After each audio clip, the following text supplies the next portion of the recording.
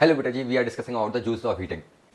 According to the Joule's law of heating, the heat produced in the conductor is directly proportional to the square of the current passing through the conductor. इसका मतलब क्या हुआ कि heat और current का direct relation है. अगर ज्यादा करंट जाएगा तो ज्यादा हीट प्रोड्यूस होगी. अब रिलेशन है कैसा?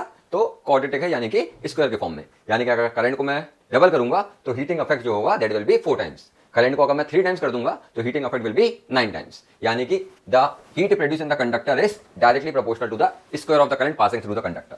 दूसरी बात में क्या बताया गया? This heat produce in the conductor will be directly proportional to the resistance of the conductor. ये कंडक्टर का रेजिस्टेंस अगर ज्यादा होगा तो हीटिंग इफेक्ट भी इसके अंदर ज्यादा होगा. तीसरी बात में बताया गया heat produce in the conductor is directly proportional to the time for which the current is passing through the conductor. कहने का मतलब क्या हुआ? एक बल्ब है, अगर उसको 5 मिनट के लिए जलाएंगे तो उसमें हीटिंग इफेक्ट जो होगा वो कम होगा, लेकिन अगर वही बल्ब को हम 5 घंटे के लिए जलाएंगे तो उसमें जो हीट प्रोड्यूस होगी वो ज्यादा होगी. क्लियर? तो heating effect is directly proportional to the time.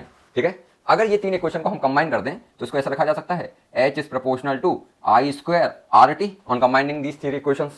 Proportion का साइन हटाते हैं तो एक इक्वल टू आता है विद अ कांस्टेंट. तो यहाँ पे हम लोग कांस्टेंट लिख रहे हैं K और वापस I स्क्वायर RT यहाँ पे लिख दिया.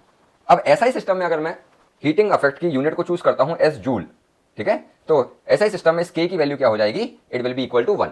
तो सब्स्टिट्यूटिंग K इक्वल टू 1 हमारे पास जो आएगा that will be H is equal to I square RT. So this will be the final expression for the Joule's law of heating.